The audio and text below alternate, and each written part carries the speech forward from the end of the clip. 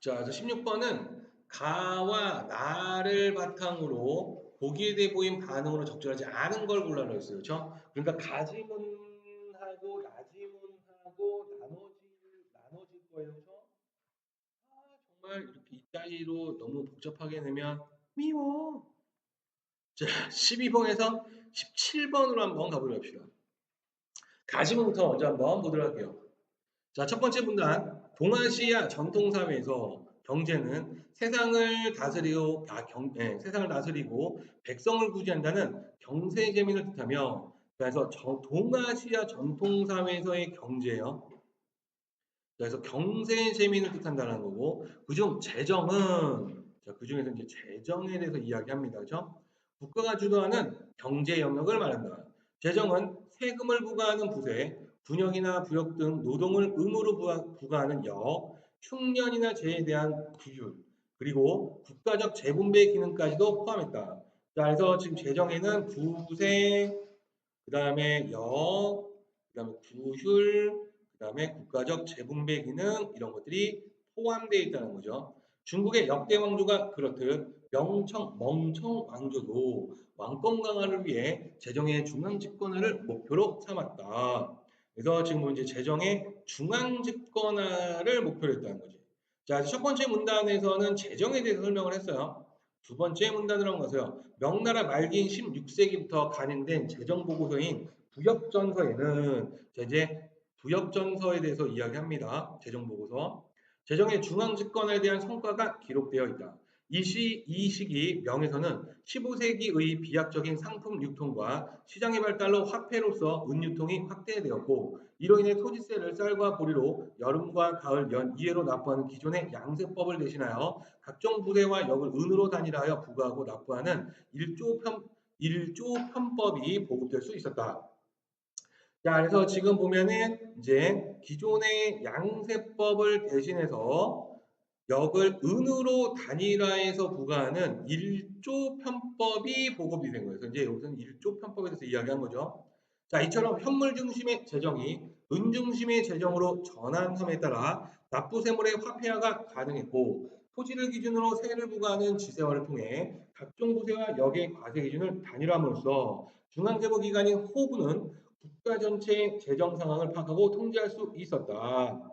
자, 그래서 지금 보면은 이제 은 중심의 재정으로 전환이 돼서 화폐화가 가능해졌고요. 토지를 기준으로 세를 부과하기 때문에 그 각종 부세와 역의 과세 기준을 단일화해서 이 호부라는 이 기관이 전체 국가의 재정 상황을 파악하고 통제할 수 있는 기반이 되었다는 거예요.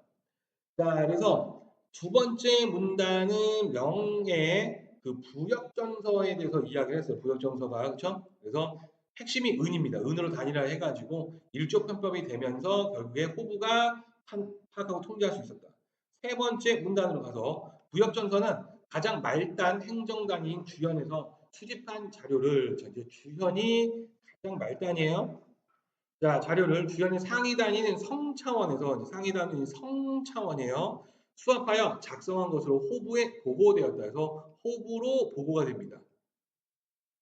자, 부역전서에서 확인할 수 있는 재정 수칙은 총액주의와 원액주의다. 그래서 이 총액주의와 원액주의라는 건 이제 설명을 하겠다는 거죠. 자, 전자는 총액주의입니다. 주현을 단위로 그의 세계 총액을 정하여 할당하는 것이고, 주현을 단위로 총액을 정해서 할당하는 거고, 후자 원액주의는 과거에 정해진 총액을 기준 금액인 원액으로 삼는 것을 말한다. 그래서 과거에 정해진 총액을 기준 금액인 원액으로 삼는다는 거야. 자, 이는 백성으로부터 거둘 수 있는 세입을 헤아려 세출을 정하는 재정 원칙인 양입 위출을 적용하고, 그래서 양입 위출의 개념 설명했죠. 자, 급격한 변화 없이 안정적으로 재정을 운영하고자 하는 취지가 반영된 결과이다. 그래서 안정적으로 운영을 한 취지가 반영됐대요. 자, 세 번째 문단은 역시 부역전서에 대해서 이야기를 하는데, 주연에서 성차원에서 호불호 보급되었고, 총액주의와 원액주의에 입각해서 했다는 거죠. 그래서 총액주의는 총액을 정하는 거고 원액주의는 그 전년도의 총액이 바로 기준금액 원액이 된다. 그러면 양입 미출이 적용된다라는 겁니다. 그러면 안정적이에요. 라고 이야기했습니다. 자, 네 번째 문단. 구역전서의 간행은 청에서도 이어집니다. 청나라네요. 청나라. 주연의 지방 경비 수요에 지출되는 존류, 주연이 속한 성으로 상납되는 유지, 이웃의 다른 성의 군사비 등으로 지원되는 협향, 중앙정부에 상납되는 경향으로 세액을 구분하여 은량으로 기재했다. 자, 그래서 이제 청나라에서는 그 존류, 유지, 그 다음에 협향, 그 다음에 경향, 이거를 구분해서 은량으로 기재했다는 거야. 특히 존류와 유지의 공식화가 주된 목적이었는데 이제 특히 중시한다는 거지. 존류와 유지의 공식화가 목적이라는 거야. 즉 지방경비 수요, 그 다음에 성으로 상납된 유지자죠. 자, 이는 지방의 사소한 항목까지 호부가 파악해서 비공식적 지방재정을 축소하여 중앙집권적 국가재정으로 일어나기 위한 것이었다. 그래서 비공식적 지방재정을 축소하고, 그렇죠? 일원화하려는 게 목적이라는 것입니다. 하지만 문제가 발생해. 그 과정에서 세액 관련 조사, 징수, 납부 등 재정 업무의 지방 관청에 대한 의존도가 커지게 됨으로써, 자, 그래서 그 지방관청에 대한 의존도가 커지게 됐어요. 그 지방 재정을 완전히 통제하는 것이 어려워졌다라고 이야기하면서 마무리를 하고 있네요. 참 많은 이야기를 했습니다. 그렇죠? 나지문으로 한번 가보도록 할게요. 두 번째 나지문, 첫 번째 문단. 조선 왕조의 진지, 이거는 이제 조선에 대해서 이야기를 하네요. 국무기관이 호조의 주관하에 운영하는 것이 원칙이지만 실제로는 여러 기관이 독자적인 재정을 운영했다. 자, 그래서 원칙은 호조에서 하는 거. 그렇죠? 그런데 실제는 여러 기관이 독자적으로 했다는 거예요. 특히 외란과 호란을 거친 17세기 들어 전후복구와 군비 증강에 편승하여 재정기관으로서 국가기관의 수가 증가한 것은 백성들의 부담을 가중시켰다.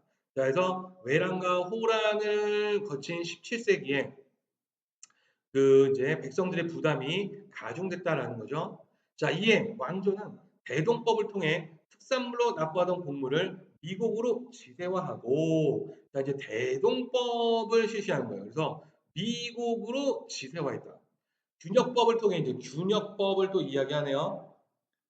자, 균역 대신 납부하던 면포를 줄여 백성들의 부담을 경감하고 있다. 그래서 면포를 줄여주었다는 거죠. 그 시행기관으로 호조산하의 선해청과 시행기관은 호조산하에 있는 선해청과 균역청을 설치했는데 균역청도 밑줄을 치고 가야 되겠네요. 멀리 있다. 자, 균역청을 설치했다. 이제 호조의 산하예요. 두 가지.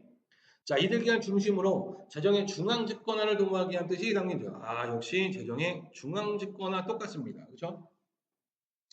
두 번째 문단으로 가서 18세기 말에 가는데 부역실총은 부역실총에 대해서 이야기합니다. 그렇죠? 부역정서와 동일한 성격의 재정 보고서이다. 가장 말단 행정단인 9년에서 역시 이제 9년 부세와 역의 총량을 조사하여 각 도별로 취합한 것으로 최종적으로 호조에 제출되었다. 자, 그래서 이 9년에서 조사해서 호조에 제출되는 거예요. 그렇죠? 각 도별로 취합을 했네요. 중간에. 구역 실총에서도 총액주의와 원액주의가 나타난대요. 자, 이는 비총재와 관련이 있다. 그래서 비총재란 9년 단위로 부세와 역의 총량을 정함에 있어 올해와 작황이 가장 비슷한 지난 연도와 비교하여 정하는 것을 말한다. 자, 그래서 보니까 9년 단위고요. 그래서 가장 비슷한 지난 연도와 그 비교하는 거예요. 그렇죠? 자, 9년 단위로 총액을 정하고 이를 차후에 원액으로 삼았다. 총액을 정하고 차후에 원액으로 삼았다는 거죠.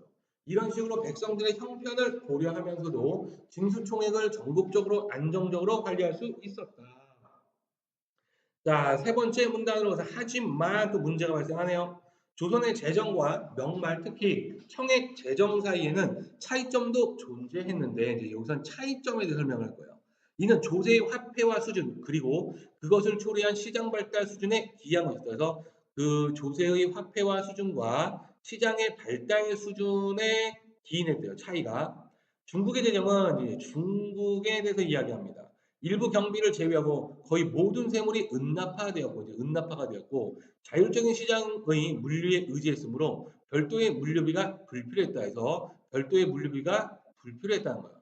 당시 조선도 동전을 주조했지만 그 양이 미미했기에 조선의 제공은 미국, 면포 같은 현물에 기초하고 있었으면 조선에 대해서 이야기하고 현물에 기초했대요.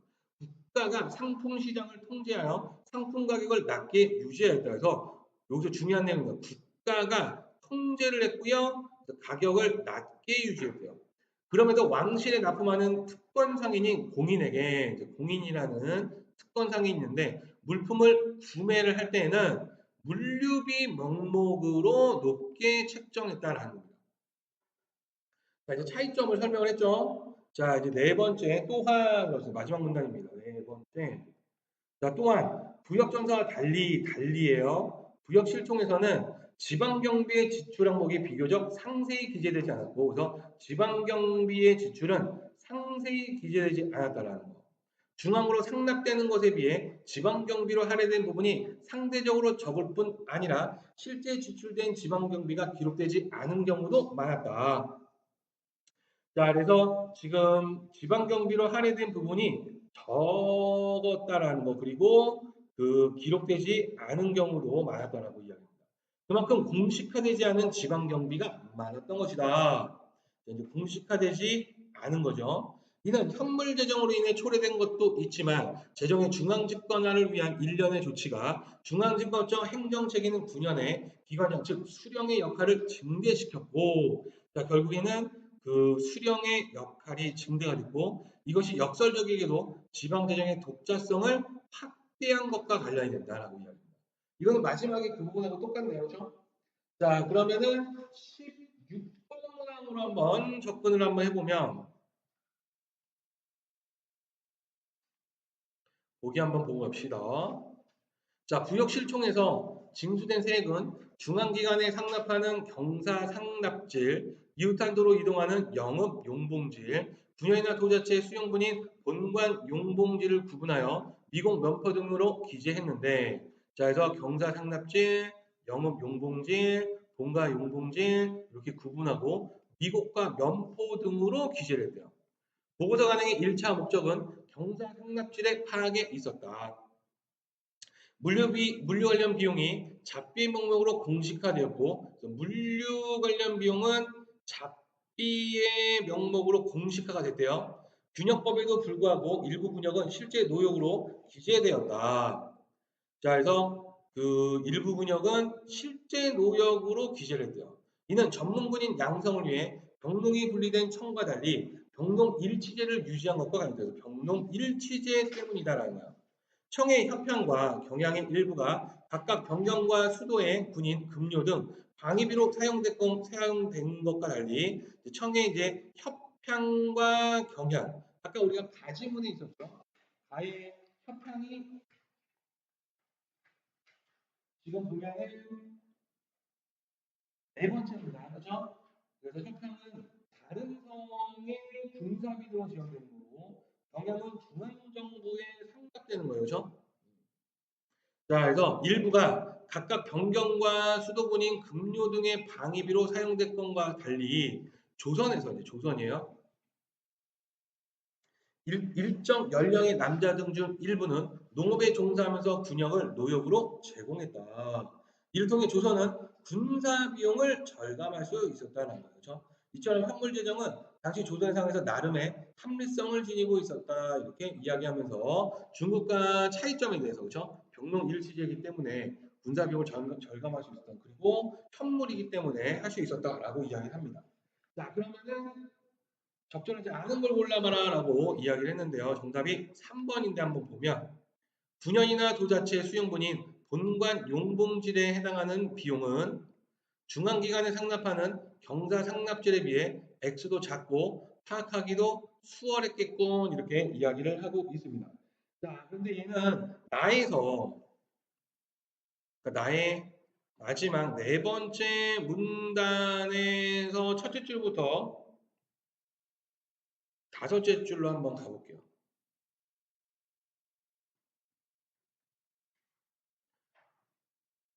자, 첫째 줄부터 뭐라고 했냐면 부역시장에는 지방경비의 지출이 기재되지 않았고 지방경비로 하는 부분이 상대적으로 적었고 기록되지 않은 경우가 많았다. 그리고 그래서 공식화되지 않은 게 많았다라고 이야기했어요. 자, 그렇다면 기재가 되지도 않고 기록되지도 않고 공식화되지 않았다면 3번 선택지에서 말한 것처럼 액수가 작은 것까지는 이해가 되지만 파악하기가 수월하다라는 건 틀렸다는 걸 알 수 있어요. 기재가 되지 않고 파악하기가 어렵습니다. 그렇죠? 자, 그래서 3번 선택지는 틀린 말이다라고 볼 수가 있다. 그렇죠? 자, 여기까지 혹시 질문 있으신 분?